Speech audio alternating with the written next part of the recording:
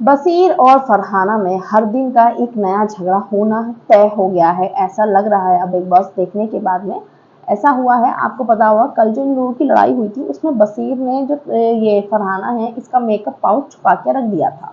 जिसके बाद में ये बहुत पूछ रही थी मेरा मेकअप पाउच कहाँ है, मेरा मेकअप पाउच कहाँ है। तो बसीर ने बोला मुझे नहीं पता, मेरे पास नहीं है। और बिग बॉस में हमेशा से ऐसा होता आया है, चीजें छुपाई जाती हैं फिर बोला जाता है कि मुझे नहीं पता है।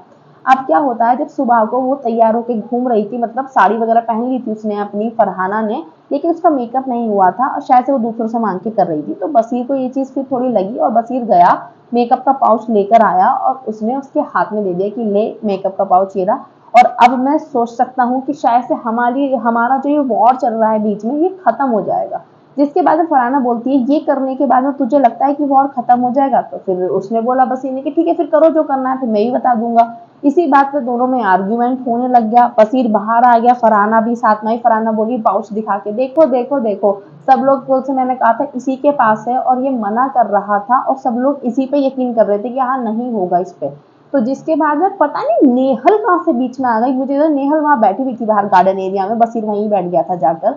तो फरहाना जब आर्ग्यूमेंट कर रही थी उससे, तो नेहल बीच में आती है और बोलती है कि मैंने तुम्हें कल भी बोला था फरहाना कि क्या कहते हैं बसीर पे नहीं है, मुझे नहीं पता था कि बसीर पे है, मैंने सुबह में दिन में 2 बार उससे पूछा है।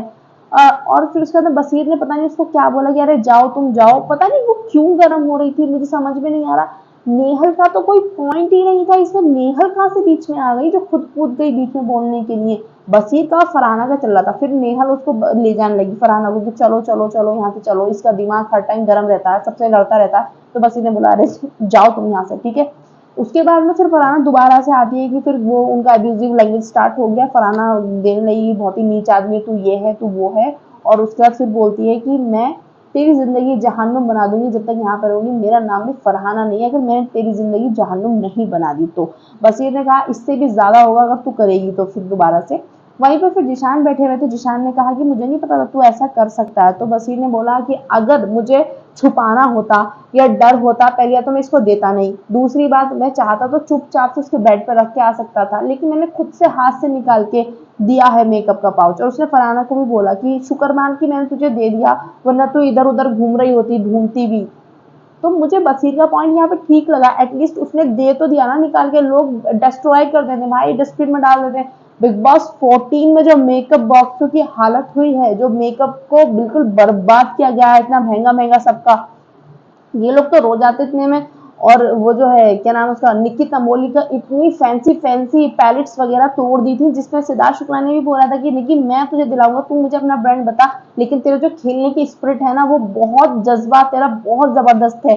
क्यों? क्योंकि जब टॉर्चर टास्क चल रहा था उसका सारा मेकअप बर्बाद कर दिया गया था, वो बंदी उठी नहीं थी। इस पे सिद्धार्थ शुक्ला ने बोला कि भाई मैं दिलाऊंगा तुझे तेरा मेकअप जो भी है। तो बसीरे तो फिर भी दे दिया। अब लड़ाई बिग बॉस, यही बिग बॉस है। तो कि जिशान बोल रहे हैं कि बच्चों वाली हरकत कर रहे हो तुम, 8 साल के बच्चों वाली, मुझे नहीं पता तुम्हारे अंदर भी अभिषेक है। भाई वही बिग बॉस है जिशान कादरी जी, आप क्या दिख कर आए हो। उसने उसकी दवाइयां बर्बाद कर दी थी पूरी, तो वो भी कुछ ना कुछ तो करेगा ना।